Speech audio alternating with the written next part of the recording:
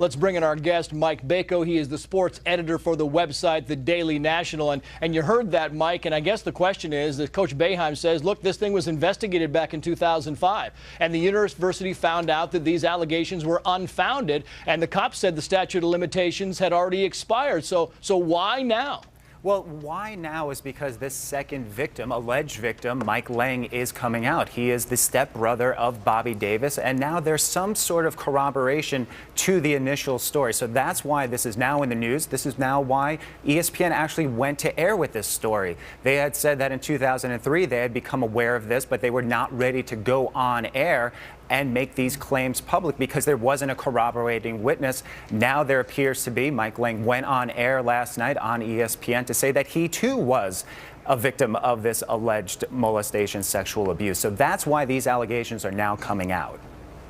But you can imagine, Mike, that a lot of people now are questioning the timing here, thinking that maybe this sounds like a knee-jerk reaction to Penn State, and that maybe Syracuse is doing this because they don't want to be like Penn State, getting, accused of sweeping this whole thing under the rug. Well, they can't be accused of sweeping it under the rug. They did an internal investigation a few years ago in 2005. They went to some of those alleged witnesses that Davis had told them will corroborate his story, and they did not corroborate the story. So that's why nothing happened to Bernie Fine at the time. That's why nothing moved forward with this story at that time. So now they are reinvestigating. They're putting Fine on leave. So they did their due diligence at the time. The police did their due diligence. They said that statute of limitations unfortunately had run out after 5 years. So unlike the Penn State situation, all along the way, the proper steps and the proper channels were followed.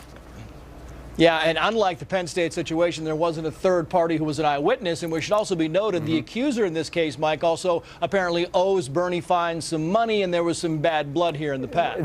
There are those things that are going back and forth, and you certainly have to wonder about the motivation. The motivation might be because he had been thinking about the Penn State scandal, said that he wants to come out at this time, but there also could be financial reasons. You never really know why this is coming to light right now. But again, going back, Penn State did not cover themselves when the allegations against Sandusky came along, but Syracuse can go back and say that they did everything in their power. And certainly Jim Boeheim, a great advocate of Bernie Fine, has come out and vehemently said, as Eric Shawn reported, that these are all lies. He is going on record as saying that these are complete lies. He never saw anything like this, never saw anything on road trips. He never saw Bobby Davis in Bernie Fine's hotel room, as he alleges. Yeah, and I think it's interesting to note that back in 2005, the Syracuse police chief was actually a former Syracuse basketball player.